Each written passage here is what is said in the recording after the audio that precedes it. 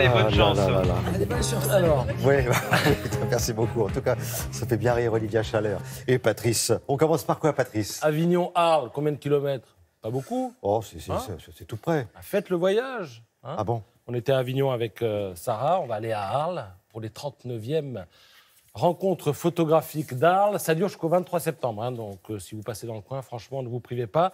Ce matin, le Parisien nous propose ses coups de cœur. Alors, parmi les coups de cœur, j'ai relevé The Last Train, exposition particulière. Pourquoi? Le 5 juin 1968, Robert Francis Kennedy, frère de qui vous savez, est assassiné. Il était sénateur, on parlait de lui pour la Maison-Blanche, donc 5 ans après son frère.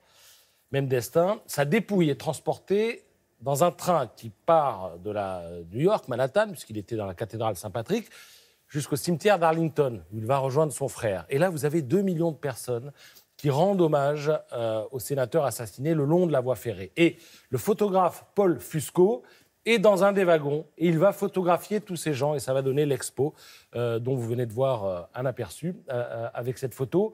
Par ailleurs, une photographe, elle, s'est aperçue que les personnes qui étaient photographiées par Fusco prenaient, elles aussi, des photos. Donc, elle a lancé un appel sur Facebook, il y a 4-5 ans, et elle a récupéré des tonnes de clichés.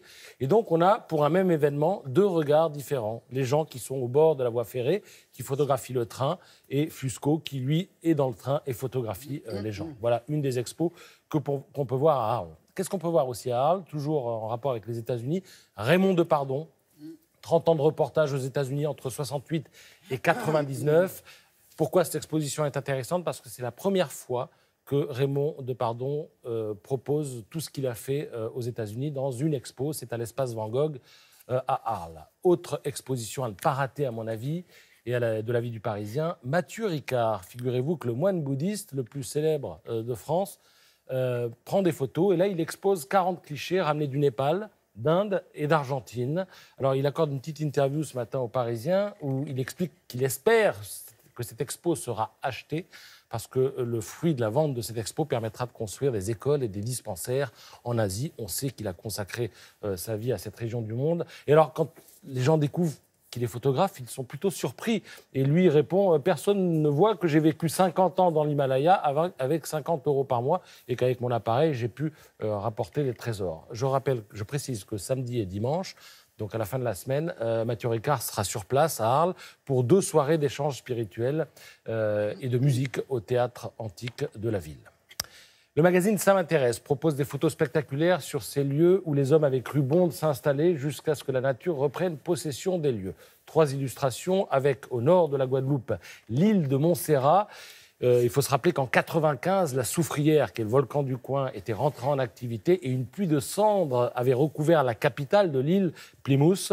Tout le monde avait été évacué dans des algécos au nord de l'île, mais les cendres, en refroidissant, se sont cimentées et la ville est aujourd'hui paralysée et elle l'est pour toujours. Autre illustration, en Namibie, au sud du pays, au début du XXe siècle, les colons découvrent des gisements de diamants. Tout fonctionne jusqu'à la fin de la Première Guerre mondiale, où le cours du diamant s'effondre et du coup, le site se vide et en 1954, il est définitivement abandonné. Alors aujourd'hui, le sable colonise les intérieurs. Voilà, vous avez 1001 illustrations de cette nature qui reprend possession de ce qui lui appartient dans Ça m'intéresse.